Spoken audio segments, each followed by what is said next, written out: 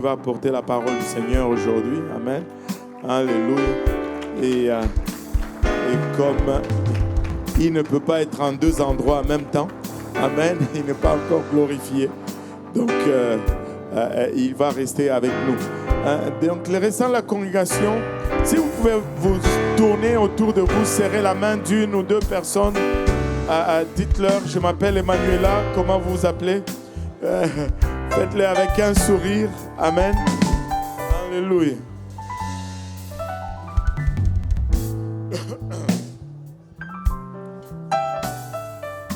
Alléluia. Merci Seigneur.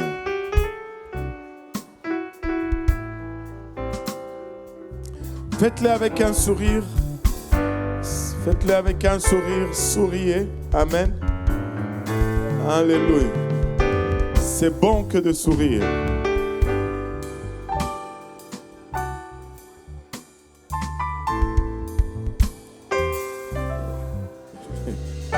Alléluia. Le Seigneur est bon, n'est-ce pas? A-t-il été bon pour quelqu'un cette semaine? Alléluia. Alléluia. Pouvons-nous battre vraiment nos mains pour le Seigneur? Pas pour le pasteur, pas pour le frère ou la sœur à côté. Alléluia. Alors qu'on est debout, on va accueillir le pasteur Jean-Yves. Je rends grâce à Dieu pour le pasteur Jean-Yves. Ils sont venus de la France avec tout leur bagage, avec un bébé de 2 semaines, 1 semaine ou 2. C'était quoi, 1 semaine? 2 semaines. Et la première semaine qu'ils étaient ici, ils sont venus à l'église, ils étaient assis quelque part là. Et puis, ils sont restés. Ils n'ont plus jamais manqué un dimanche. Et laissez-moi vous dire, il y a un dicton entre lui et moi, peut-être entre lui et son épouse, entre moi et son épouse. Je disais à son épouse que si je finis en prison, le pasteur Jean-Yves va être dans la cellule juste à côté de moi. Et là, son épouse dit, comment ça dans la cellule à côté de toi? Vous allez être dans la même cellule. J'apprécie beaucoup son soutien. Et lui et sa famille aiment le Seigneur, ils servent le Seigneur. Et je sais qu'il a une parole pour nous aujourd'hui. Pasteur Jean-Yves vient, prêche la parole, sans crête, sans favoritisme, sans hésitation. Alléluia. Pouvons-nous glorifier l'Éternel ensemble? Amen. Alléluia. On peut faire mieux que ça. Pouvons-nous glorifier l'Éternel ensemble? Alléluia. Alléluia, alléluia, alléluia. L'une des raisons, si ce n'est la raison pour laquelle 16 ans plus tard, je suis encore dans cette église, c'est parce qu'il s'agit d'une église qui adore le Seigneur en esprit et en vérité. Amen. La première fois que tu mets les pieds, déjà c'est une chose que de mettre les pieds dans une église pentecôtiste. Quand tu mets les pieds à l'église de Pentecôtiste unie de Saint-Laurent, c'est comme si tu retournais au jour de l'acte des apôtres. Tu te mélanges aux juifs pieux qui étaient là. Même si tu n'es pas juif, tu dis, mais ces gens-là sont-ils ivres? Tu regardes, tu vois qu'il n'est que 13 heures. Tu attends que le prédicateur prêche pour t'expliquer qu'est-ce que c'est que cela. Amen. Et c'est bon de voir une église remplie de l'Esprit du Seigneur, qui sait comment adorer l'Éternel, qui n'a pas peur, qui n'a pas honte, quitte à paraître ivre, quitte à paraître vil. S'il faut tourner, on va tourner. S'il faut courir, on va courir. S'il faut sauter, on va sauter. Alléluia. Oh Seigneur.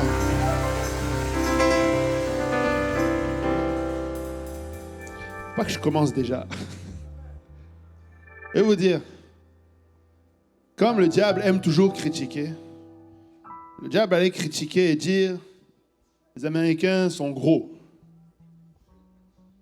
Pourquoi vous rigolez? Les Américains sont gros. Mais tu sais, les Américains apostoliques, ils ont beau être gros. Ils adorent l'Éternel.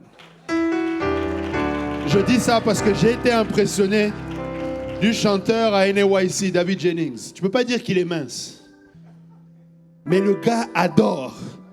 Il court, il saute, il chante encore. 3 services. Son corps ne l'a pas retenu. Je sais, je ne suis pas en train d'insulter qui que ce soit. Je suis en train de dire que tu sois dans n'importe quelle condition physique, tu peux adorer l'Éternel. Tu ne vas pas dire que je suis trop vieux. Tu ne vas pas dire je suis trop fatigué. Tu ne vas pas dire oh j'ai le souffle court. Adore seulement l'Éternel. Glorifie son saint nom. Alléluia. Oh, merci Seigneur. Merci Seigneur. Le Seigneur est bon, n'est-ce pas? Et si j'étais dans la classe de l'école du dimanche, il y a une chose qui m'est venue, je vais faire un peu comme dans ma classe. On était en train de chanter « Là où mes mains ne peuvent, Seigneur, toi tu peux ». Amen. Nous devons adorer le Seigneur en esprit et en vérité. Chaque fois que vous louez et que vous lisez les paroles, vous devez l'adorer réellement avec ce que vous lisez. Et je veux juste vous emmener rapidement, ce n'est pas dans la prédication, mais dans Matthieu 18, il y a un jeune homme qui vient voir le Seigneur et qui lui dit « Bon maître, que veut-il que je fasse pour hériter du royaume de Dieu, pour hériter la vie éternelle? Vous voyez, que faut-il que je fasse ?» Lui s'attendait à des choses manuelles. Le Seigneur lui dit « D'abord observe les commandements. » Il dit « Ça, je l'ai fait. » La loi, il dit « Ça, je l'ai fait. » Il dit « Bon, alors, il te manque une chose. Vends tout et suis-moi. » Et là, il est parti triste parce que ça, là, il n'arrivait pas à le faire. Et là, les apôtres, après que le Seigneur parle, ont trouvé la situation un peu dure et ils ont posé cette question au Seigneur. Mais qui peut être sauvé? Et le Seigneur dira, aux hommes cela est impossible, mais à Dieu tout est possible. Donc quand nous disons, j'élève mes mains vers le ciel, amen, qu'il peut tout faire, nous parlons du salut. Si tu es dans ce lieu, c'est pour que tu réalises une chose. Tu ne pourras jamais acheter le salut. Tu ne pourras jamais être assez bon pour qualifier au salut. Mais il y a un Dieu qui veut ton salut. Il y a un Dieu qui veut que tu sois sauvé. Il y a un Dieu qui t'a emmené jusqu'à ce lieu afin que tu élèves tes mains vers son trône. Alléluia. Et qu'il fasse ce que tes mains ne peuvent pas faire. Que tu puisses élever tes mains vers son trône afin qu'il puisse se révéler à toi. Afin que tu puisses le connaître comme ton sauveur. Amen. Alléluia. Merci Seigneur. Alléluia. Et si on peut aller dans 1 Pierre 1, versets 6 à 9. 1 Pierre, chapitre 1er, versets 6 à 9. Et pendant qu'on tourne, pendant que vous cherchez le passage dans vos Bibles, laissez-moi honorer mon pasteur. Amen, le pasteur Kaozi. Alléluia. Je bénis le Seigneur pour ce jour-là où le frère Mike m'a dit, pasteur Kaozi va t'attendre à l'église. Je suis arrivé, je ne connaissais personne, mais je connaissais déjà le nom du pasteur. Et c'était une bénédiction pour moi. Il a pris soin et il continue de prendre soin de moi et de ma famille. Et je bénis le Seigneur pour l'homme de Dieu, le berger dans ma vie. Amen. Pouvons-nous battre les mains pour le pasteur Kaozi? Vous allez dire, oh, tu es en train d'élever l'homme. Honnêtement, oui. Parce que je rends honneur à qui honneur est dû. Et que je veux soutenir les mains de mon pasteur. Amen. Je veux toujours tenir ses mains parce que, laissez-moi vous dire, il y a beaucoup de batailles. Amen. Il y a beaucoup de batailles. Amen. Et plus il y a la croissance, plus il y a des batailles. Et ça fait 16 ans que nous sommes là et la tête n'a jamais changé. Mais on a grandi. Ça veut dire que sa tête là, elle est encore plus exposée qu'avant. Mais si nous, le peuple de Dieu, nous soutenons la famille que le Seigneur a mis à notre tête en prière, rien ne va arrêter le peuple de Dieu. J'ai eu 4 amen par là, 2 par ici. Je vous ai déjà dit, moi, si vous ne dites pas amen, je continue. Parce que je sais que je suis en train de dire la vérité là. Nous devons soutenir la famille Kaozi en prière. Nous devons élever le pasteur Kaozi, la sœur Jolie en prière chaque jour. Si tu pries pour ton salut et que tu ne pries pas pour ton pasteur, il y a un problème. Amen. Il y a un problème. Tu dois élever l'homme de Dieu devant le trône de l'Éternel et prier la protection de l'Éternel sur sa famille, sur ses enfants, sur ses petits-enfants aujourd'hui.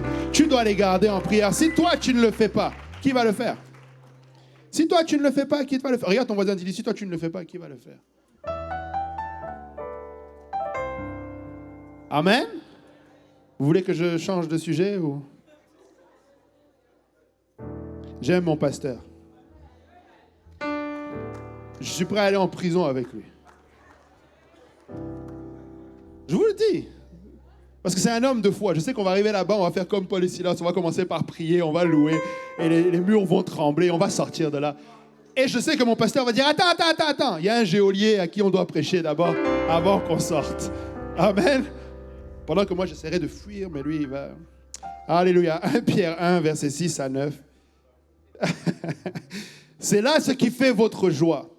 Quoique maintenant, puisqu'il le faut, vous soyez attristés pour un peu de temps par diverses épreuves, afin que l'épreuve de votre foi, plus précieuse que l'or périssable, qui cependant est éprouvée par le feu, ait pour résultat la louange, la gloire et l'honneur lorsque Jésus-Christ apparaîtra. Lui que vous aimez sans l'avoir vu, en qui vous croyez sans le voir encore, vous réjouissant d'une joie ineffable et glorieuse, parce que vous obtiendrez le salut de vos âmes pour prix de votre foi. Amen. Et par la grâce de Dieu, je vais prêcher aujourd'hui sur une joie ineffable et glorieuse. Amen. Une joie ineffable et glorieuse. Pasteur, si tu peux prier pour la parole.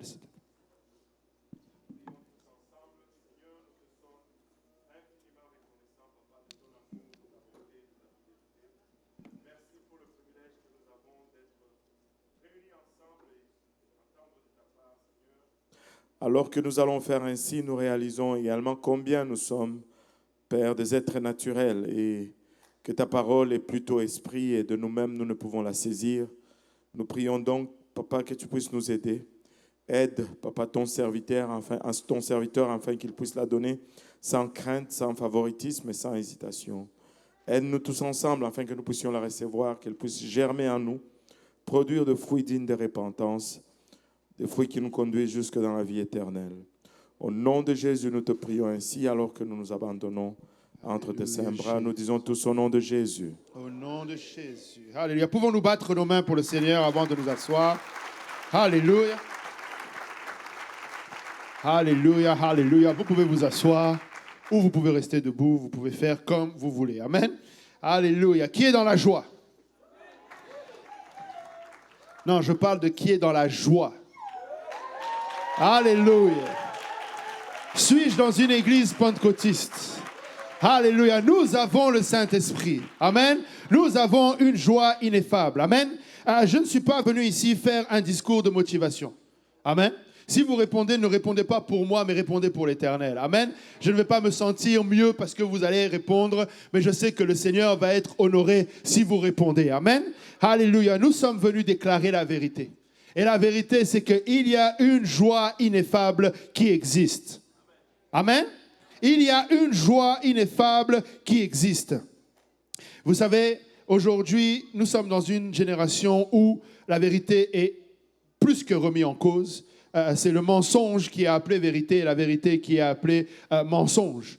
Je sais que la parole de Dieu dit le mal est appelé bien et le bien est appelé mal. Mais aujourd'hui, j'espère que vous allez être d'accord avec moi que le mensonge est appelé vérité et la vérité est appelée mensonge. Et nous faisons face à une génération qui même enseigne le mensonge et la fait passer pour la vérité. Mais nous sommes l'Église. J'ai dit, nous sommes l'Église et nous sommes ceux qui ont la vérité. Nous connaissons la vérité, nous connaissons le Seigneur Jésus-Christ qui est le chemin, la vérité et la vie. Frères et sœurs, il faut que nous soyons convaincus d'une chose. Personne n'a la vérité sur cette terre si ce n'est le corps de Christ. Personne n'a la vérité sur cette terre si ce n'est l'Église. Si tu veux connaître quelle est la dernière nouvelle et être sûr que c'est la vérité, écoute les nouvelles de l'Église. Écoute quand l'Église te dit qu'il y aura des guerres et des bruits de guerre, mais ce ne sera que le commencement de la fin. Écoute l'Église qui te dit que le Seigneur revient bientôt. Ça, c'est la vérité. Amen. Le monde va te dire que cette terre, alléluia, va être détruite à cause des activités humaines. Laissez-moi vous dire, cette terre est réservée pour le feu après avoir été détruite par l'eau, parce que la parole de Dieu le déclare ainsi. Mais tant que le Seigneur n'en a pas décidé de revenir et d'emmener son Église, cette terre va subsister telle qu'elle est. Et laissez-moi vous dire que la chaleur que nous ressentons due au réchauffement climatique n'est rien comparé à l'enfer dans lequel une âme perdue est destinée. Aujourd'hui, beaucoup d'émotions autour des nouvelles que nous avons. Mais la vérité, l'Église la détient. Amen. Nous connaissons la vérité. Nous savons que la vérité nous a affranchis de ce mensonge. Amen. Et donc nous sommes venus déclarer la vérité. Je suis venu déclarer au peuple de Dieu qu'au milieu de la détresse, au milieu de la peur, au milieu de la crainte, au milieu du découragement, au milieu de l'anxiété, au milieu de l'augmentation des pilules qui sont prises contre l'anxiété, il y a encore une joie dans le Seigneur. Le Seigneur est notre joie. Je sais que peut-être tu as passé une semaine difficile. Peut-être que les circonstances dans ta vie n'ont pas de quoi te réjouir. Mais ne regarde pas à cela, regarde plutôt à celui qui est l'auteur de cette joie, qui est l'auteur de ton salut, à savoir le Seigneur Jésus-Christ lui-même. Nous sommes dans la joie parce que le Seigneur est notre joie. La parole nous parle d'une joie ineffable. Ineffable est défini comme quelque chose qu'on ne peut exprimer par des mots en raison de son intensité ou de sa nature. Quelque chose que tu n'arrives pas, quelque chose que tu es obligé juste de crier. Voilà pourquoi très souvent dans une église pentecôtiste, tu entends des cris de joie. Voilà pourquoi le psaume dit « Poussez vers l'Éternel des cris de joie ». Parce que dans ta chair, il se peut que tu sois limité. Dans ta chair, il se peut que même « Alléluia » ne suffise pas, alors qu'il faut que tu pousses des cris de joie. Pouvons-nous pousser des cris de joie vers le Seigneur? Nous savons comment pousser des cris de joie. Alléluia. Lorsque nous poussons des cris de joie, alléluia, nous ne sommes pas en train de juste faire du bruit. Nous sommes en train de laisser l'Esprit du Seigneur s'exprimer. Nous sommes en train d'aller au-delà des circonstances. N'attends pas que les circonstances soient favorables à ton cri. Crie dans les circonstances défavorables et vois ton cri aller au-dessus. Vois ton cri révéler la vraie joie ineffable dans laquelle tu es. Nous sommes dans la joie pas à cause des circonstances, nous sommes dans la joie à cause de l'Éternel. La deuxième définition nous dit que ineffable, c'est qui est d'un ridicule ou d'une extravagance qui dépasse les mots. Je pensais que ça allait vraiment plus vous exciter que ça. Je vais le redire. Qui est d'un ridicule ou d'une extravagance qui dépasse les mots. Ça ne vous rappelle pas un jour, ça? Ça ne vous rappelle pas le jour de la Pentecôte? Alors que le Saint-Esprit, cette joie ineffable est venue, ils étaient tellement dans l'excitation, ils étaient remplis du Saint-Esprit, leur action était telle qu'on les regardait, on les considérait comme ivres. On les regardait tels, on ne pensait pas que c'était des hommes et des femmes qui étaient en train de pleurer la disparition de leur Sauveur il y a 10 jours. Vous vous rappelez, au lendemain, le matin de la résurrection du Seigneur Jésus-Christ, tout le monde avait la mine basse. Même Marie qui était allée au tombeau, elle y allait la mine basse, avec des aromates pour embaumer son Seigneur. Quand le Seigneur est apparu à certains disciples sur le chemin, ils avaient la mine basse. Parce que pour eux, il y en a même un qui a dit, n'as-tu pas entendu? Es-tu le seul qui n'a pas entendu ce qui s'est passé aujourd'hui? Ils étaient découragés. Et je vous garantis que le 40e jour, lorsqu'il est parti, ce n'est pas pour rien que le Seigneur a envoyé un ange fortifier les disciples. Il leur a dit, pourquoi regardez-vous comme ça et vous arrêtez-vous pour regarder? Le Seigneur que vous avez vu monter, il va revenir. Ça faisait à peine même pas 2 minutes qu'il était parti que tu pouvais déjà lire sur leur visage, « Seigneur, c'est reparti. » Ils ont oublié cette parole qui disait que « Il vous est avantageux que je m'en aille. Parce qu'alors que j'étais avec vous, maintenant je serai en vous. » Ils avaient déjà oublié ça, 2 minutes après. Mais un jour est arrivé. 10 jours plus tard, le jour de la Pentecôte, la Bible dit qu'il y eut un bruit comme celui d'un vent impétueux qui remplit la maison dans laquelle ils étaient assis et ils furent tous remplis du Saint-Esprit. Ils furent tous remplis de cette joie ineffable qui paraissait ridicule, qui était d'une extravagance telle que ça posait les questions à droite et à gauche parce qu'ils étaient remplis de la joie du Seigneur. Regardez avec moi dans 1 Chronique 13. 1 Chronique 13. La Bible nous raconte cette histoire au sujet de David. Il dit, David tint conseil avec les chefs de milliers et de centaines, avec tous les princes. Et David dit à toute l'assemblée, si vous le trouvez bon, et si cela vient de l'Éternel, notre Dieu, envoyons de tous côtés vers nos frères qui restent dans toutes les contrées d'Israël, et aussi vers les sacrificateurs et les Lévites dans les villes où sont leurs banlieues, afin qu'ils se réunissent à nous, et ramenons auprès de nous l'arche de notre Dieu, car nous ne nous en sommes pas occupés du temps de Saül. Toute l'assemblée décida de faire ainsi, car la chose parut convenable à tout le peuple.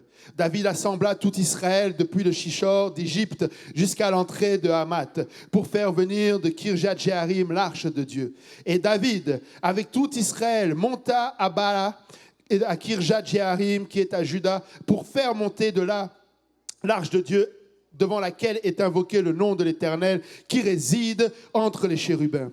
Il mit sur un char neuf l'arche de Dieu qu'ils emportèrent de la maison d'Abinadab. Uza et Ajok conduisaient le char. David et tout Israël dansaient devant Dieu de toute leur force en chantant et en jouant des harpes, des luttes, des tambourins, des cymbales et des trompettes. Lorsque fut arrivé l'ère de Kidon, Uza étendit la main pour saisir l'arche parce que les bœufs se la faisaient pencher. La colère de l'Éternel s'enflamma contre Uza et l'Éternel le frappa parce qu'il avait étendu la main sur l'arche. Uza mourut là, devant Dieu. David fut irrité de ce que l'Éternel avait frappé Uza d'un tel châtiment. Et ce lieu a été appelé jusqu'à ce jour Péretz Uza. David eut peur de Dieu en ce jour-là. Et il dit, comment ferais-je entrer chez moi l'arche de Dieu? David ne retira pas l'arche chez lui devant la cité de David. Il la fit conduire dans la maison d'Obed-Édom de Gath. L'arche de Dieu resta 3 mois dans la maison d'Obed-Édom, dans sa maison. Et l'Éternel bénit la maison d'Obed-Édom et tout ce qui lui appartenait. Amen. Vous voyez, David était conscient du manque que produisait l'arche au milieu d'Israël. David désirait une chose, la présence de Dieu. David désirait une chose, pouvoir voir l'arche de Dieu, la manifestation de la gloire de Dieu. Et c'est pourquoi David a entrepris cela. Et David dit, si c'est de Dieu, et si cela paraît bon à tout le monde, refaisons venir l'arche de Dieu. Et laissez-moi vous dire, très peu allaient répondre par la négation ou par la négative à cette demande. Personne, si tu lui proposes de faire la volonté de Dieu, ne va être contre. Et Dieu le premier. Amen. Si ta volonté est de te mettre en ordre avec Dieu, laisse-moi te dire que non seulement Dieu est en accord avec cela, mais c'est lui-même qui a suscité ce dessein dans ton cœur. C'est lui-même qui a commencé à susciter. Et si tu te mettais en ordre avec moi, je crois que c'est Dieu qui a suscité à David qu'il est temps que l'arche rentre à la maison.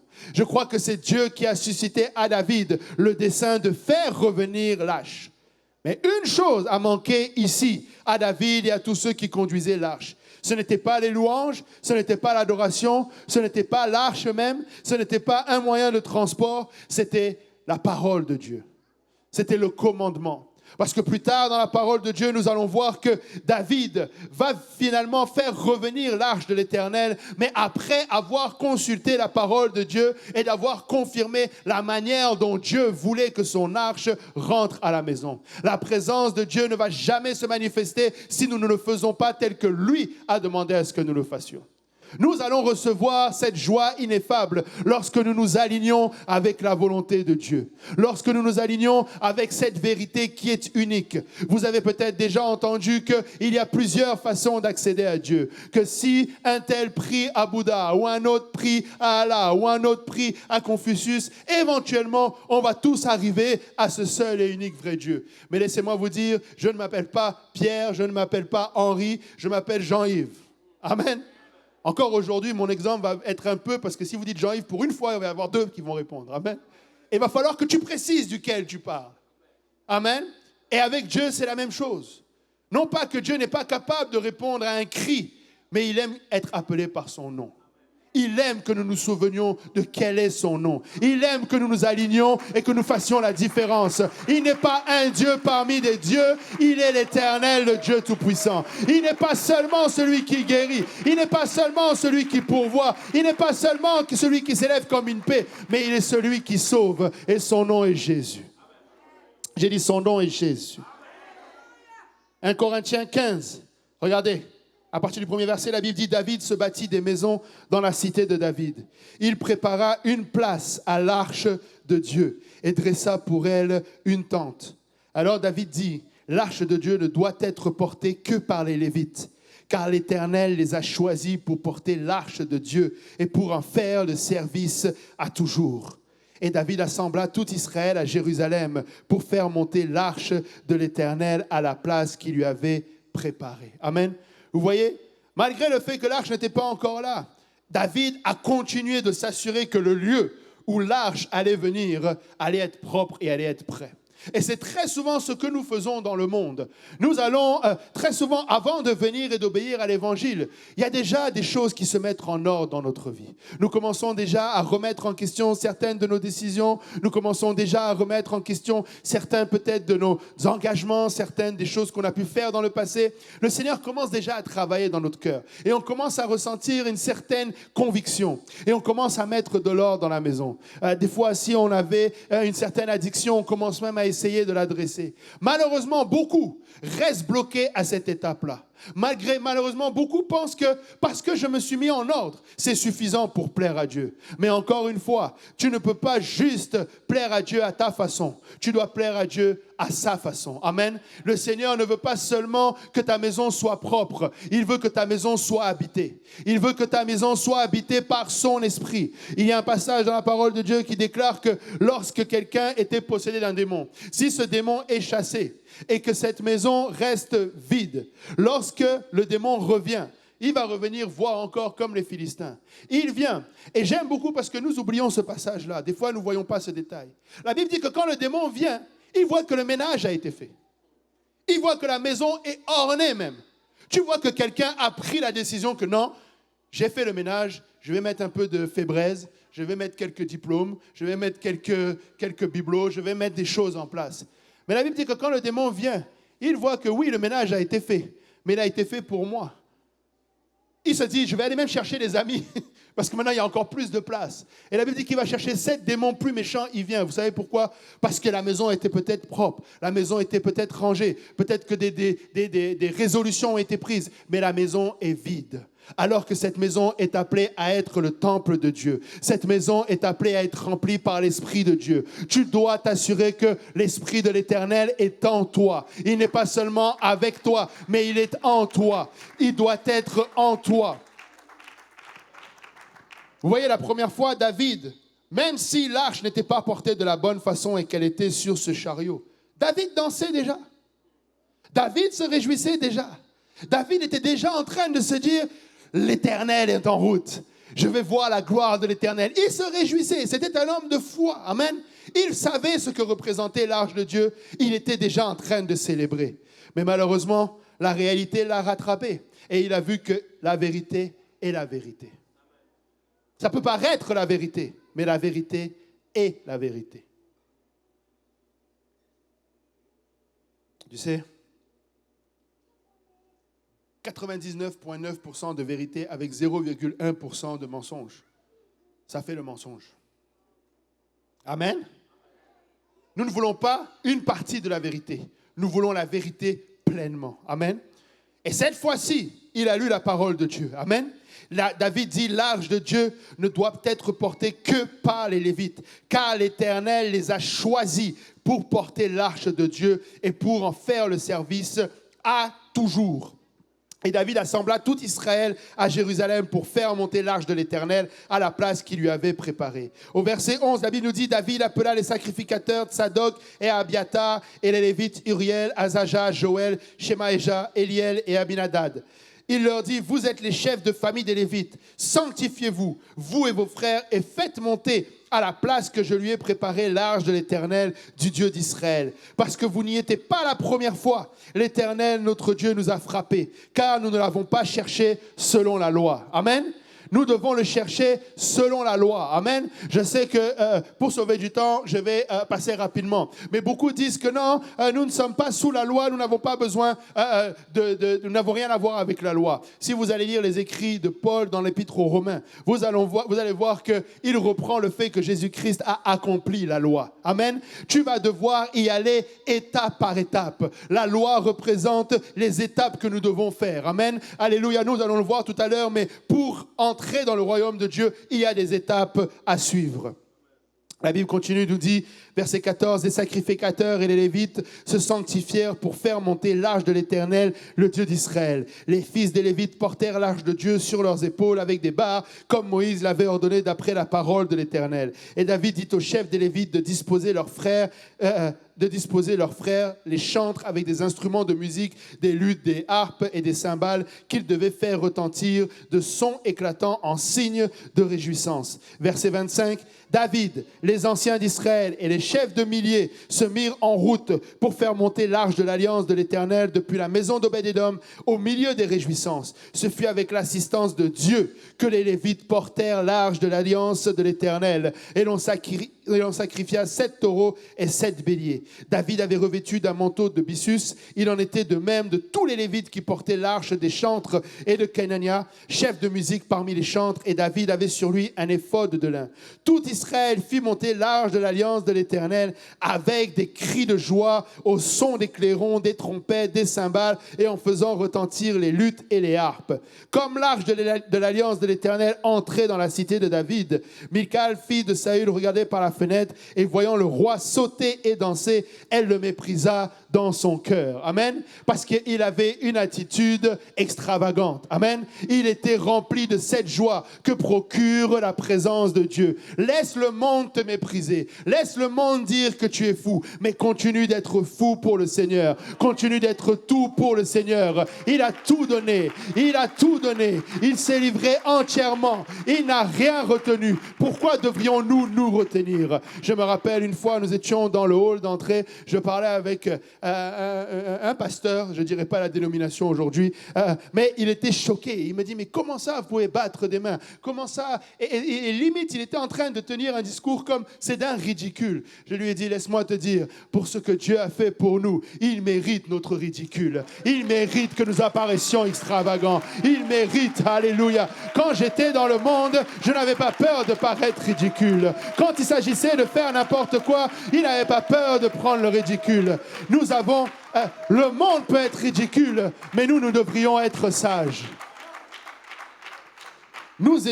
Quand nous étions en Indiana il y a 2 semaines, les 40 000 jeunes qui étaient là, ils étaient tous en train de marcher dans la sanctification et ils paraissaient tous sauf ridicules. Ce que je trouve ridicule, et ce n'est pas pour critiquer, juste pour critiquer, mais ce que je trouve ridicule, c'est quand tu es couvert de tatouages de la tête aux pieds. Ça, je trouve ça ridicule. Mais le monde n'a pas honte. Au contraire, on en fait même la promotion. Tu sais, aujourd'hui, c'est limite, il faut que je sois une pancarte ambulante. Toutes sortes de tatouages de la tête aux pieds. Ça, c'est ridicule. Lorsque tu as les cheveux rouges, ça, c'est ridicule. Lorsque tu t'habilles de manière indécente, ça, c'est ridicule. Oh non, tu ne dois pas juger. Je ne juge pas, je te dis juste que c'est ridicule. Mais quand vient le temps d'adorer, sous prétexte que nous adorons librement, ça deviendrait ridicule. Alors je veux paraître encore plus ridicule que cela. Je veux paraître encore plus vil que cela. Je ne veux rien retenir. Il mérite le ridicule que je faisais. J'étais moi-même ridicule. C'est ridicule de rentrer de boîte de nuit, tu as les oreilles qui sifflent, tu sens la cigarette. C'est ridicule. J'étais à cette place. C'est ridicule de dépenser $300 dans une paire de chaussures. C'est ridicule. J'étais à cette place. C'est ridicule que quand tu sors, il faut que les gens te regardent parce que tu as payé $300 et si on ne te regarde pas, tu déprimes. Parce que tu l'as payé $300, cette chaussure. Tu sais, tu laisses même la marque qui est là parce qu'il faut qu'on voie que tu as dépensé. Il faut que tu voie que tu n'as même pas payé tes factures pour acheter cet habit-là. C'est ridicule. J'étais là. C'est ridicule de marcher, de penser que cette fille te regarde alors qu'elle ne te regarde pas du tout. C'est ridicule. C'est ridicule que de vouloir paraître qui tu n'es pas. C'est ridicule de penser que tu peux voler quelqu'un et qu'il ne va pas porter plainte. C'est ridicule. Il n'y a rien de plus ridicule qu'un voleur. Je n'ai jamais compris le principe. Il faut vraiment être ridicule. Tu voles quelque part et tu penses que la personne n'a rien dit. Tu penses qu'on a oublié. Et quand la police vient t'arrêter, oh, tu es surpris. C'est ridicule. Et nous étions parmi ces ridicules. Mais aujourd'hui que nous avons été libérés de cette ridicule-là, nous allons maintenant faire quoi? Être sages parce que nous avons... Oh non! Nous allons montrer que si nous étions ridicules pour le monde avant, ou du moins si nous paraissions corrects, je préfère être ridicule pour le monde aujourd'hui. Je préfère choisir ce camp-là. Je préfère que le monde avec qui je me tenais me trouve aujourd'hui ridicule, mais qu'il sache que j'adore l'Éternel. Je ne fais plus partie de son clan. Oh, tu es ridicule. Laisse-moi être ridicule. C'est nous les ridicules, mais quand même, c'est nous qu'on critique. Psaume 122, verset 1, pas étonnant que David dit « Je suis dans la joie quand on me dit « Allons à la maison de l'Éternel ». Il était en train de parler que même sur le chemin, je sais où je m'en vais. Je sais que je m'en vais adorer l'Éternel. Je sais que quand je vais sortir de ce lieu, je n'aurai pas de maux de tête. Je sais que quand je vais sortir de ce lieu, je serai relevé. Je sais que même si j'y arrive fatigué, je vais sortir en forme. Je sais que même si je suis arrivé avec des soucis, je vais partir léger. Parce que l'Éternel m'a dit de venir déposer mon fardeau, de venir moi qui suis fatigué, chargé, et qu'il va me donner du repos. C'est pourquoi je suis dans la joie. Tu sais, quand nous venons à la maison de l'Éternel, nous devons être dans l'anticipation de la délivrance. Aujourd'hui, nous faisons beaucoup de focus sur la délivrance démoniaque. Voici ce que Jean-Yves pense. N'allez pas dire que c'est dans la Bible. Et moi, je pense que dans les pays occidentaux, le diable n'a pas besoin d'un démon pour te tenir lié. Il y a assez de stress dehors pour que toi-même, tu te mettes dans des situations où tu penses à la facture, tu penses à l'école, tu penses à ceci, tu penses à ta promotion et tu penses à tout sauf à adorer l'Éternel. Si j'étais le diable, chose que je ne suis pas, je garderais mes démons pour là où ils ont la foi. Oui ou non? J'ai eu un amen quelque part. Tu sais, des fois, on pense, le diable, il a quand même une entreprise à faire tourner. Non, mais on est sérieux ou pas? Il a des âmes à faire perdre. Tu sais, il est sérieux. C'est pourquoi nous devons être sérieux. Si tu ne prends pas le diable au sérieux, tu ne vas pas prendre même Dieu au sérieux. Tu dois le prendre au sérieux. Et le diable, là, il va mettre ses efforts là où ça vaut la peine. Si l'argent est déjà un problème pour toi et que tu es perdu avec, pourquoi il va t'envoyer encore un autre démon? Tu sers déjà maman. Allô?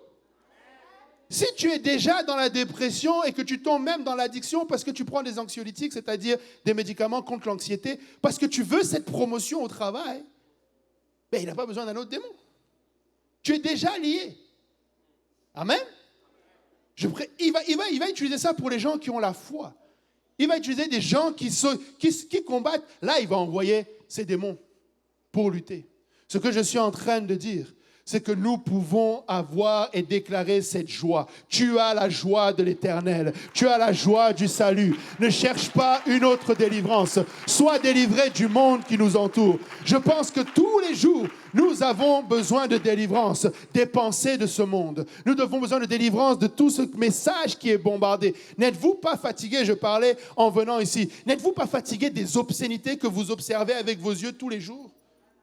Et ce n'est pas que tu le choisis des fois là. Tu conduis tout simplement là. Mais c'est à gauche ceci, c'est à droite cela.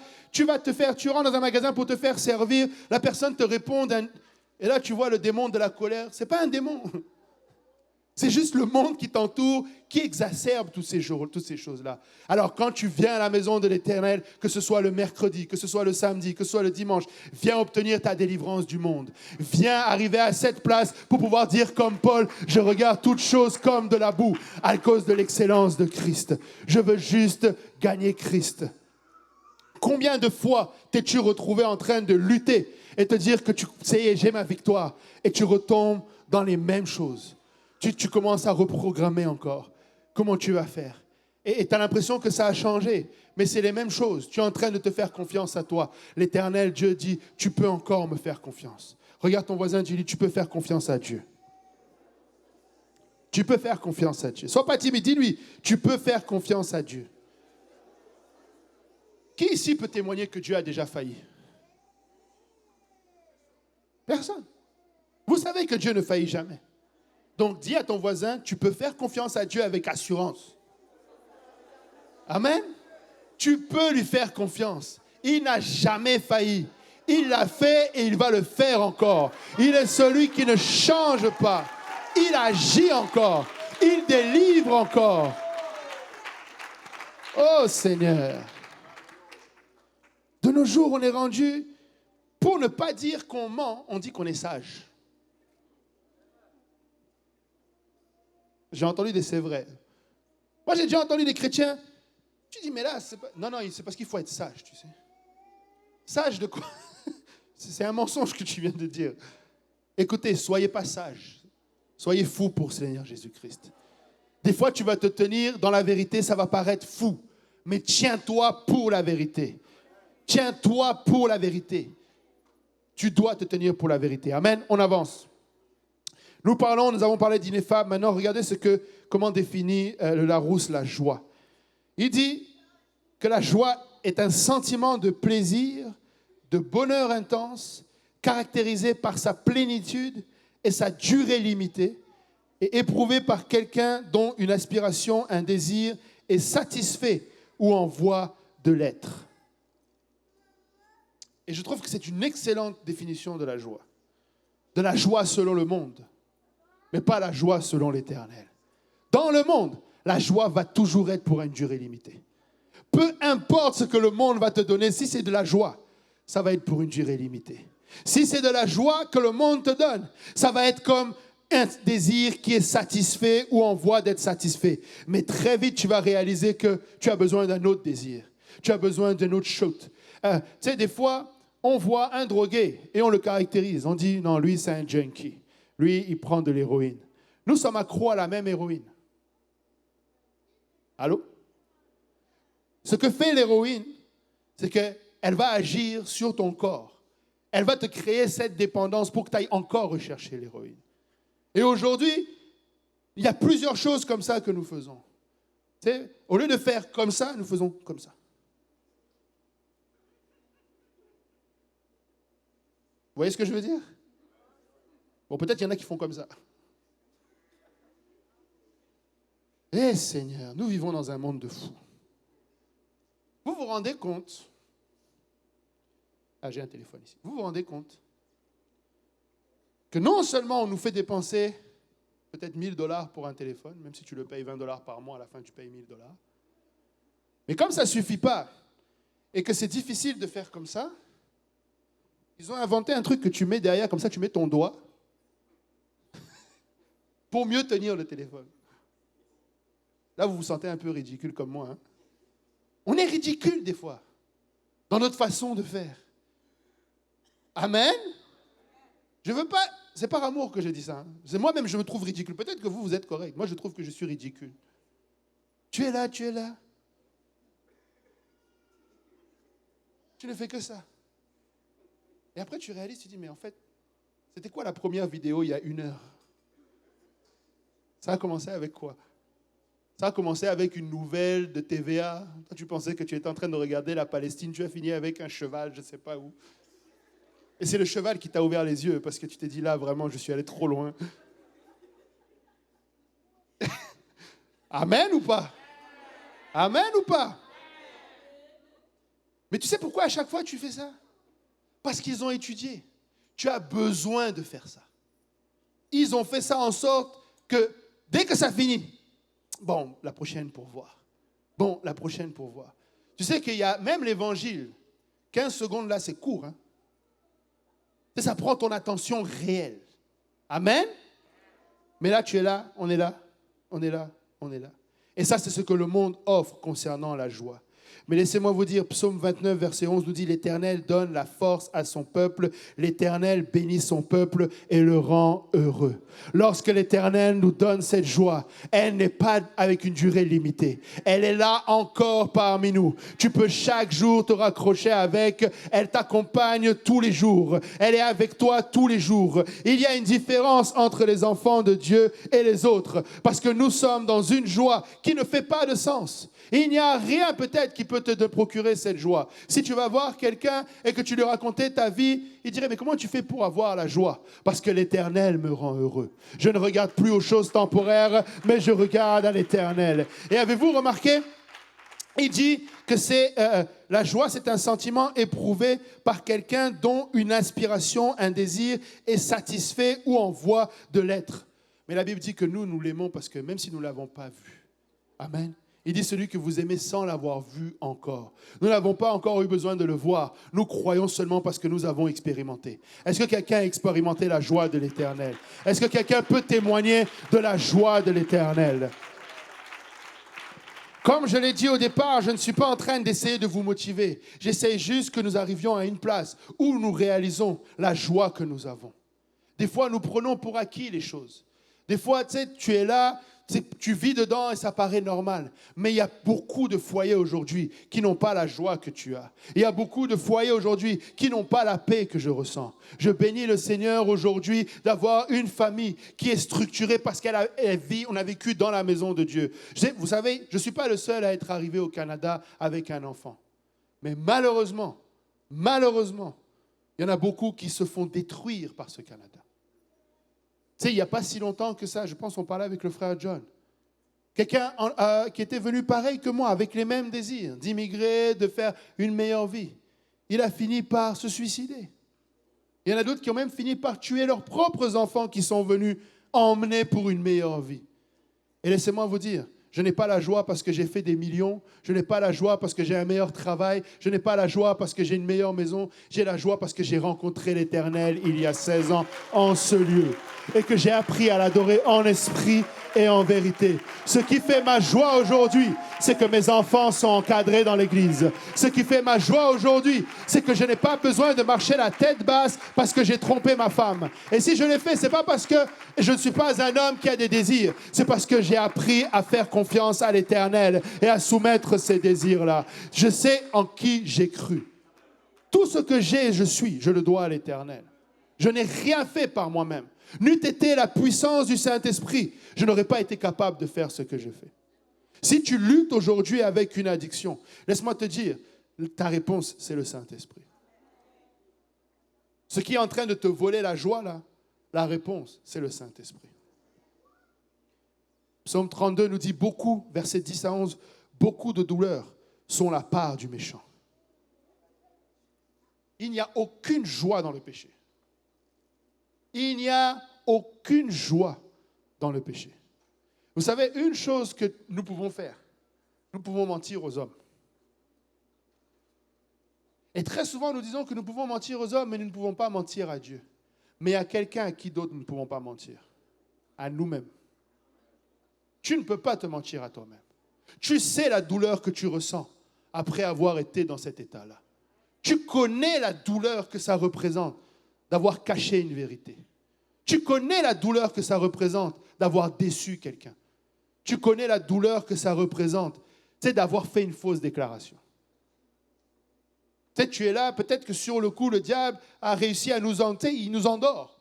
Et sur le coup, on le fait, et puis tu sens un peu cette espèce d'adrénaline, cette espèce de... Et là, pendant quelques heures, dépendamment de la situation, jusqu'à quelques jours, tu es sur le stress. Et après, le diable efface, il dit non, ça, allez, regarde. Ils n'ont pas vu hier. Pourquoi aujourd'hui? Pourquoi aujourd'hui? Jusqu'au jour où la vérité vient sonner à la porte. Vous savez, la vérité, là, ça émerge toujours. Ça finit toujours par sortir. Tu ne peux pas tuer la vérité. Ça va toujours remonter. Le diable va juste nous faire croire que non, ils ont oublié. Vous vous rappelez, je pense que j'avais même partagé ça. Une petite fille qui a été assassinée. Pendant plus de 20 ans, on a cherché qui était le coupable. On a juste trouvé son corps sur le bord d'une autoroute en France. 20 ans, on ne sait pas. Elle a même été enterrée avec une pierre écrite « La petite fille de l'autoroute ». On ne savait pas qui c'était. Mais plus de 20 ans plus tard, un de ses frères a fait une bêtise quelque part. On a pris son empreinte digitale, on l'a passée dans le fichier des délinquants et pop, un dossier est sorti. Parce qu'il y avait la vérité qui était toujours vivante. Et quelqu'un avait gardé ce dossier en vie. il l'avait gardé en vie. On ne sait jamais, on ne sait jamais. Et un jour, on a découvert qui étaient les coupables. On a découvert que sa mère l'avait tué. On avait découvert que son père avait été complice. Même 20 ans plus tard, la vérité finit toujours par sortir. La Bible dit beaucoup de douleurs sont la part du méchant. Mais regardez, celui qui se confie en l'Éternel est environné de sa grâce. Tu es environné de la grâce de l'Éternel. Et réalisez bien, se confier en l'Éternel, là, ce n'est pas toujours facile. Des fois, c'est stressant. Des fois, on te traite de ridicule. Des fois, tu es là, tu sais, les pensées ne font que te... Pourquoi toi aussi tu as fait ça? Tu penses que tu es mieux que les autres? Tu penses que parce que tu veux prouver quoi? Que tu es plus saint? Tu veux montrer que toi, tu connais mieux? Regarde même l'autre chrétien. Lui aussi, il est chrétien, non? Lui aussi, il parle en langue, non? Regarde, même des fois, ton frère dans l'église, il va te pointer un exemple. Il va dire, mais regarde, lui, il l'a fait aussi. Mais toi, tu es environné de la grâce de l'Éternel. Parce que tu sais pour qui tu t'es tenu. Tiens-toi pour l'Éternel, mon frère. Tiens-toi pour l'Éternel, ma sœur. Le Seigneur va honorer cela. Le verset 11 nous dit, le juste, réjouissez-vous en l'Éternel et soyez dans l'allégresse. Poussez des cris de joie, vous tous qui êtes droits de cœur. N'attends pas qu'on dise que tu es droit de cœur. Tu sais que tu as fait la justice. Tu sais que tu as pratiqué la justice. Laisse qu'on continue de se moquer de toi. Laisse qu'on te dénigre. Mais toi, tu sais la justice que tu as fait. Tu sais pourquoi tu as pris ces propos. Tu sais pourquoi tu as tenu ce langage. Tu sais pour qui tu t'es tenu. Écoutez, moi, je crois en un Dieu qui honore le zèle. Qui honore le zèle. Tu peux être zélé pour l'Éternel. Moi, je suis fatigué de cette intimidation. Oh, tu penses que tu veux faire mieux que les autres? Non, non, non. Je veux juste faire juste. Je veux juste être juste. Déjà que je sais qu'il n'y en a même pas un qui y arrive. On a besoin de Dieu. Mais je veux au moins essayer. Je veux au moins faire ce qui se peut pour avoir le cœur droit. Est-ce qu'il est droit? Il est peut-être encore tordu, je vous l'accorde. Mais au moins, j'essaye qu'il soit droit. Tu sais, nous devons essayer de faire en sorte. Tu sais, ça doit être un objectif. Tu te lèves le matin, Seigneur, j'ai un seul objectif, être juste devant toi, être droit de cœur devant toi. Philippiens 4, verset 4 nous dit, réjouissez-vous toujours dans le Seigneur. Je le répète, réjouissez-vous.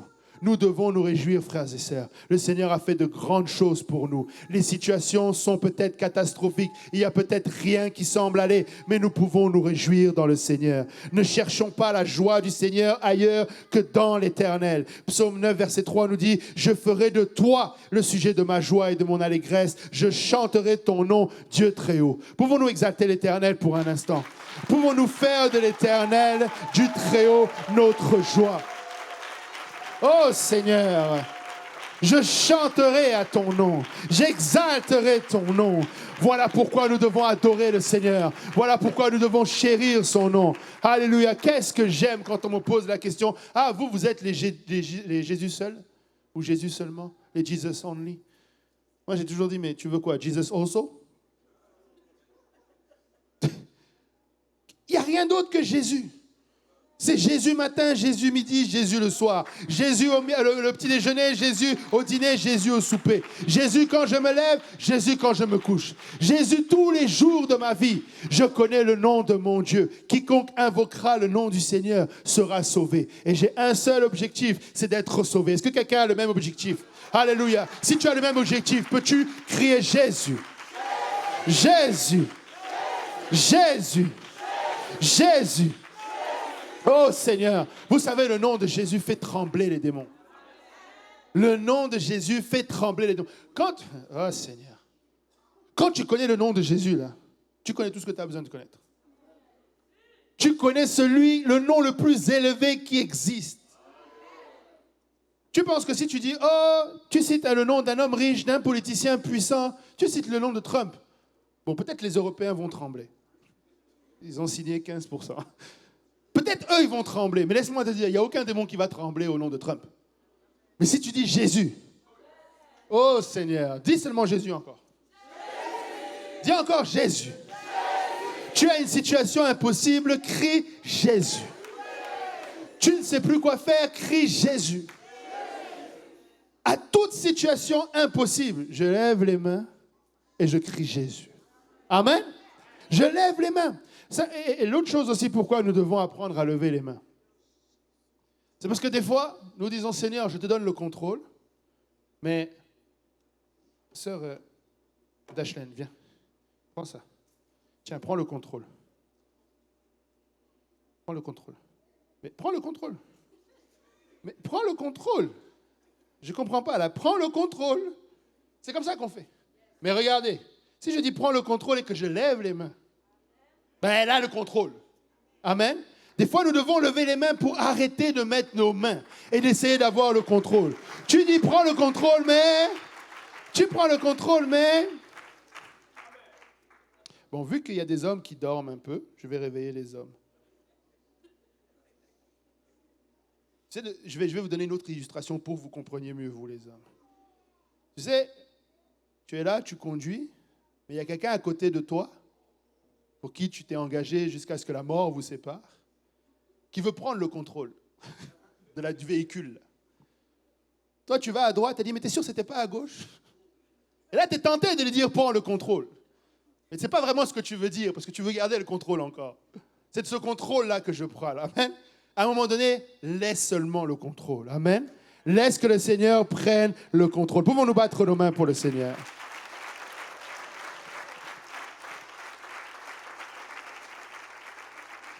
Le psaume 9. Je ferai de toi le sujet de ma joie et de mon allégresse. Je chanterai ton nom, Dieu très haut. Encore une fois, il n'est pas question de ce que le Seigneur fait pour moi. Il est question de qui il est. Je ferai de toi, pas du fait que tu m'aies guéri, pas du fait que tu m'aies béni, pas du fait que tu as répondu à ma prière, mais de toi, le sujet de ma joie. Amen. Je chanterai ton nom. Alléluia. Que j'ai pu le voir agir encore ou que je suis encore dans l'attente, je continue de chanter son nom. Psaume 59, moi je chanterai ta force. Dès le matin, je célébrerai ta bonté, car tu es pour moi une haute retraite, un refuge au jour de ma détresse. Nous chantons pour nous réfugier. Nous chantons parce que nous nous sentons accablés. Nous ne chantons pas seulement quand tout va bien. Au contraire, c'est quand tout va mal que tu dois aller te réfugier en chantant le nom de l'Éternel. Si tu es dans une situation qui est difficile, va te réfugier. Parce que si tu ne te réfugies pas, tu vas être encore plus sous le coup du feu de l'ennemi. C'est une folie et une hérésie de penser que le diable ne tire pas sur un homme à terre. S'il te voit en train de tituber, il va augmenter même.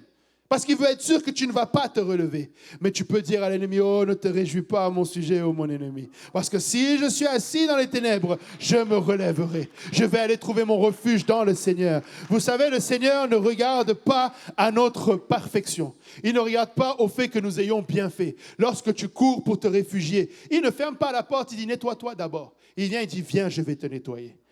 Il t'aide à te nettoyer. Il te donne de nouveaux vêtements. Il te dit, change-toi. Et quand ta culpabilité monte, mais Seigneur, j'ai quand même mal agi devant toi, Père, je ne suis pas digne. Il dit, non, porte-moi ça. Tu sais, tu es mon fils. Tu es mon fils. Quelqu'un doit savoir, tu es le fils de Dieu. Tu es la fille de Dieu.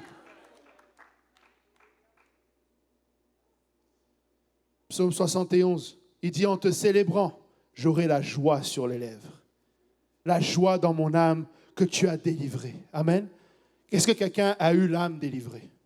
Est-ce que quelqu'un ici a obéi à l'évangile? Je suis en train de parler à quelqu'un qui doit faire de son salut le sujet de la joie. Non pas des circonstances. Je sais, tes circonstances sont dures, mais tu dois faire du salut le sujet de ta joie. Tu es dans la présence de ton Dieu, qui te dit de venir avec assurance. Nous avons chanté à ce sujet. Je suis en train de plaider avec quelqu'un. Ne regarde pas à tes circonstances. Faisons comme le psaume 95 nous dit. Venez, chantons avec allégresse à l'Éternel. Poussons des cris de joie vers le rocher de notre salut. Oh oui, les circonstances ne sont pas les plus merveilleuses, mais nous avons le salut en Jésus-Christ. Nous voulons chanter. Regardez psaume 98. Poussez vers l'Éternel des cris de joie. Vous tous, habitants de la terre, faites éclater votre allégresse et chantez. Pouvons-nous exalter l'Éternel ensemble? Pouvons-nous le glorifier ensemble?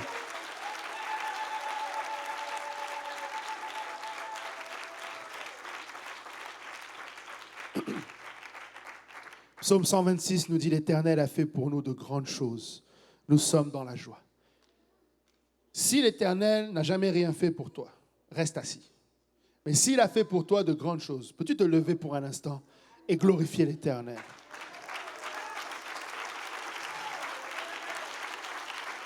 Si l'Éternel n'a jamais rien fait pour toi, assis-toi. Mais si l'Éternel a fait de grandes choses, peux-tu glorifier l'Éternel? Alléluia, Jésus.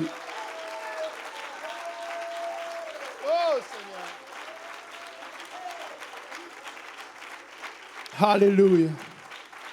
Vous pouvez vous asseoir pour un petit instant encore.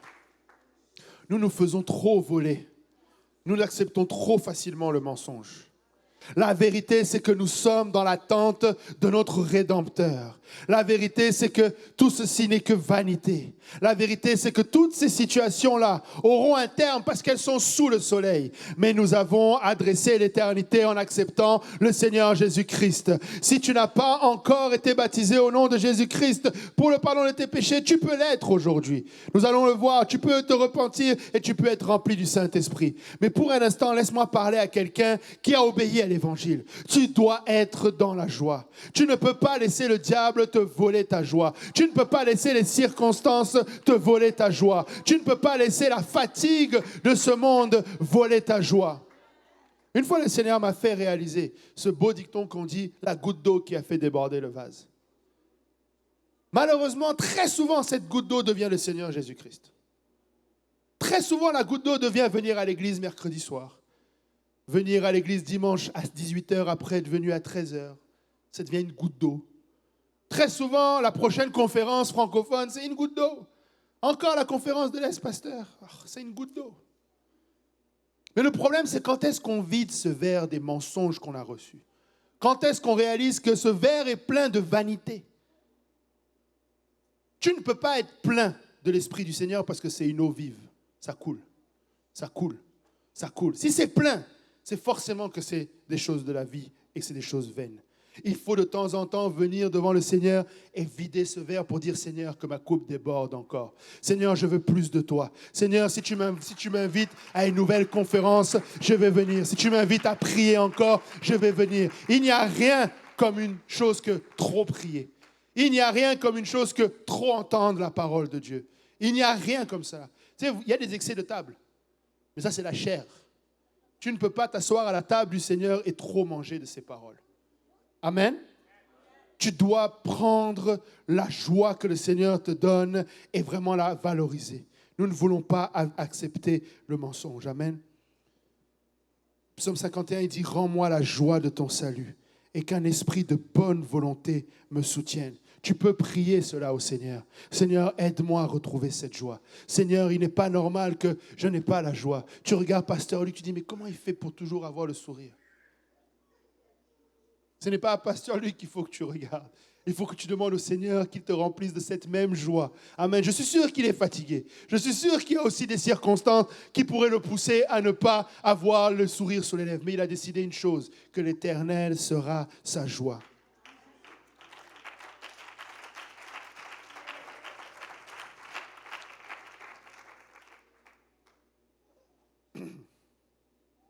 Bon, c'est dans mes notes. Luc 10, verset 20.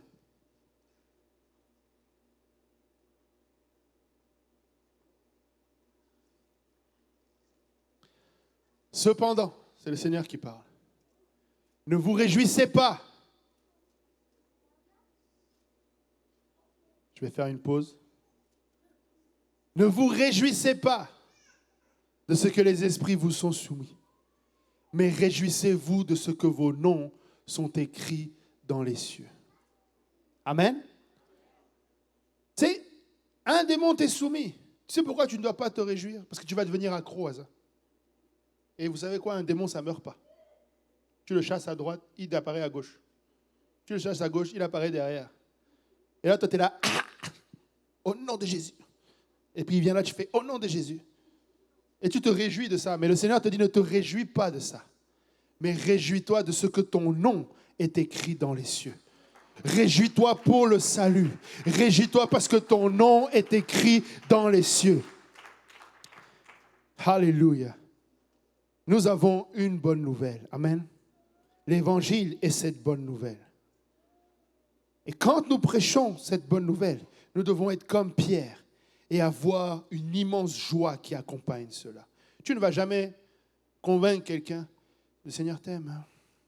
Ouais, non, il t'aime. Moi aussi, il m'aime. Bon, il m'a peut-être oublié depuis un mois, mais il t'aime, toi. Le Seigneur veut que toi, tu sois sauvé. Non, le Seigneur veut que nous soyons sauvés. Amen. Tu dois partager cette joie avec quelqu'un. Ça doit être une joie qui est d'abord personnelle avant de pouvoir la partager. Si ce n'est pas une bonne nouvelle pour moi, ça ne peut pas être une bonne nouvelle pour mon voisin. Ça doit d'abord être une bonne nouvelle pour moi avant d'être une bonne nouvelle pour mon voisin. Regardez, il nous dit, l'apôtre Paul nous dit dans 1 Thessaloniciens, qui est en effet notre espérance ou notre joie ou notre couronne de gloire? N'est-ce pas vous aussi, devant notre Seigneur Jésus lors de son avènement? Oui, vous êtes notre gloire et notre joie. Le fait de pouvoir partager cette bonne nouvelle, le fait de pouvoir voir quelqu'un d'autre accéder à ce même salut va nous procurer de la joie. Amen. Si on peut se lever tous ensemble. Qui veut être dans la joie? Qui veut être dans la joie? Alléluia. Encore une fois, si tu n'as encore pas obéi à l'évangile, laisse-moi te dire que la joie que tu as expérimentée jusqu'ici va éventuellement finir. Si tu as mis ta joie dans des bonnes résolutions, je te félicite d'avoir tenu bon. Mais laisse-moi te dire, ça va finir. Il n'y a qu'une seule joie qui n'a pas de durée, c'est la joie du salut. Tu peux aujourd'hui entrer dans cette joie ineffable, dans cette joie extravagante. Tu as 3 choses à faire. Tu as besoin de te repentir. Tu as besoin d'être baptisé au nom de Jésus-Christ pour le pardon de tes péchés et tu as besoin d'être rempli du Esprit du Seigneur. La repentance, pourquoi? Parce que la repentance, tu dois arriver à cette place où tu réalises justement que non seulement tu avais besoin de Dieu lorsque tu faisais mal, mais tu as encore besoin de Dieu aujourd'hui, même si tu as pris des bonnes résolutions. Tu dois demander pardon au Seigneur de n'avoir pas compté sur lui, mais d'avoir mis ta joie dans les choses temporaires. Tu dois demander pardon et t'engager de suivre l'Éternel. Tu dois demander pardon et prendre la résolution de marcher avec lui. Et une fois que tu as fait cela et que tu t'es repenti, tu dois être baptisé au nom de Jésus-Christ pour le pardon de tes péchés. Pourquoi? Parce que tu veux que ce vieil homme qui est mort par la repentance soit enseveli avec Christ, afin qu'il reste enseveli. Amen. Tu ne veux pas qu'au milieu de l'année, au milieu d'une autre tempête, il se relève. Tu veux qu'il reste enterré. Et la Bible dit que tu vas recevoir également le don du Saint-Esprit. Et le don du Saint-Esprit, c'est une puissance. Acte 1:8 nous dit que c'est une puissance pour être les témoins du Seigneur Jésus-Christ. C'est une puissance pour marcher dans cette joie. C'est une puissance que même lorsque rien autour de moi n'est joyeux, mais j'ai encore la joie. C'est une puissance qui me rappelle que ma joie ne dépend pas des circonstances. Tu ne peux pas avoir cette joie sans le Saint-Esprit. Tu ne peux pas faire mentalement cette assertion à regarder tes circonstances et te dire que je vais quand même adorer le Seigneur. Tu as besoin de l'Esprit du Seigneur. Tu as besoin que l'Esprit te donne de t'exprimer dans cette joie. Tu as besoin qu'il mette en toi un cantique nouveau. Les musiciens peuvent revenir. Regardez 1 Pierre 1. Je relis ce qu'on a ouvert. C'est là ce qui fait votre joie. Quoique maintenant, puisqu'il faut que vous soyez attristés pour un peu de temps par diverses épreuves, afin que l'épreuve de votre foi, plus précieuse que l'or périssable, qui cependant est éprouvé par le feu, ait pour résultat la louange, la gloire et l'honneur lorsque Jésus-Christ apparaîtra. Lui que vous aimez sans l'avoir vu, en qui vous croyez sans le voir encore, vous réjouissant d'une joie ineffable et glorieuse. Amen. Alléluia. Je vais ouvrir cet autel et je vais l'ouvrir spécialement pour ceux qui, dans leurs circonstances, n'ont rien pour se réjouir. Tu traverses une situation, peut-être ça fait longtemps que tu pries, ça fait longtemps que tu espères voir un changement, mais ça n'est pas encore arrivé. Viens glorifier l'Éternel en ce moment. Viens faire de l'Éternel la joie. Tu viens déclarer que même si tu n'as pas encore agi comme je le souhaiterais, même si je n'ai pas encore vu la réponse à ce problème, mais je vais quand même néanmoins t'adorer. Je vais quand même néanmoins te glorifier. Je vais quand même néanmoins chanter. Nous allons chanter à l'Éternel. Pas juste parce qu'il a fait ou pas parce que nous attendons qu'il fasse, mais parce qu'il est notre joie. Alléluia. Nous allons nous réjouir parce qu'il va y avoir un baptême. Il va y avoir même 2 baptême d'eau. Alléluia. Nous voulons nous réjouir. Nous voulons nous réjouir parce que cette personne à qui nous avons témoigné, même si elle n'a pas encore répondu, Seigneur, tu vas permettre qu'elle réponde. Nous allons témoigner parce que même si cette délivrance n'est pas encore arrivée, je crois, Seigneur, que tu peux délivrer encore. Seigneur, parce que ma joie est en toi. Tu es la source de mon salut. Pouvons-nous nous réjouir dans l'Éternel?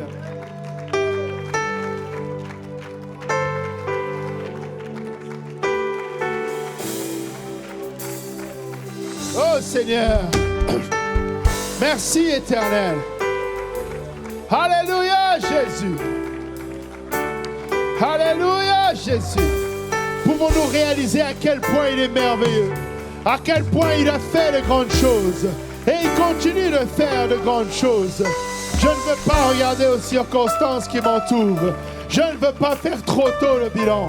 Je veux attendre et dans la joie, la délivrance de mon maître. Je veux attendre dans la joie la délivrance de notre Seigneur. Il est notre Seigneur. Il est notre Sauveur. Il a babaché que terebesata. Alléluia Jésus. Alléluia Jésus. Pouvons-nous glorifier l'Éternel? Oh Seigneur, tu es ma joie. Tu es mon salut. Seigneur, cette joie que j'ai dans le cœur, c'est toi qui me la donnes. Je t'adore, Éternel. Je te loue, Seigneur. Alléluia, Jésus. Alléluia, Jésus. Seigneur, je suis dans la joie, Seigneur, parce que tu es mon refuge. Je suis dans la joie, Seigneur, parce que tu es mon refuge. Seigneur, au milieu de la tempête, Seigneur, je me réjouis de ce que tu es mon refuge. Alléluia, Jésus. Alléluia, Jésus.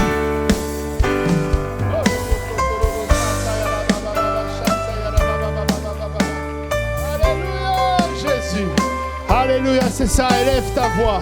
Élève ta voix. Oui, Seigneur, tu n'as pas encore fait, mais tu es mon salut, Seigneur. Tu es ma joie aujourd'hui, Seigneur. Oh, Seigneur, je ne regarde pas aux circonstances. Je ne regarde pas, Seigneur, à ma situation. Seigneur, parce que tu es ma joie. Oh, Seigneur, tu es ma joie éternelle. C'est en toi que je trouve mon salut. C'est en toi, Seigneur, que je me réjouis.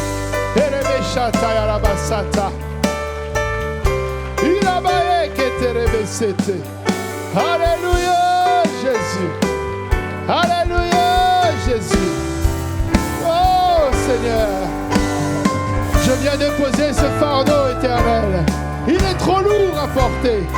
Il est trop lourd à porter. Seigneur, tu es ma joie. Il n'y a rien dans ma circonstance, Papa, qui peut me procurer la joie aujourd'hui. Mais je vais regarder à toi, éternel, parce que tu es cette joie ineffable. Tu es cette joie glorieuse, Seigneur. Couvre-moi de ta joie. Couvre-moi de ta joie éternelle. Oh, Seigneur, peu importe les circonstances. Peu importe les circonstances. Oh, Seigneur, tu es merveilleux.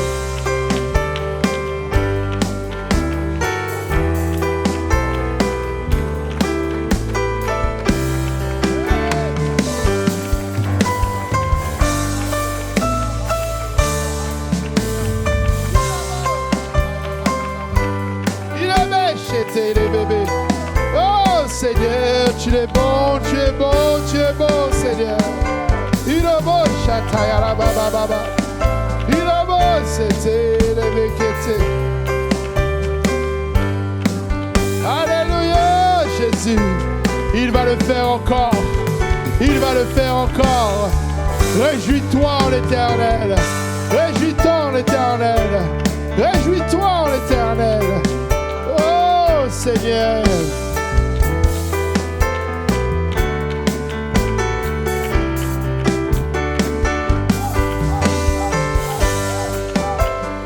C'est ça, réjouis-toi en l'Éternel. Oh Seigneur, il ne faillit jamais. Oh Seigneur.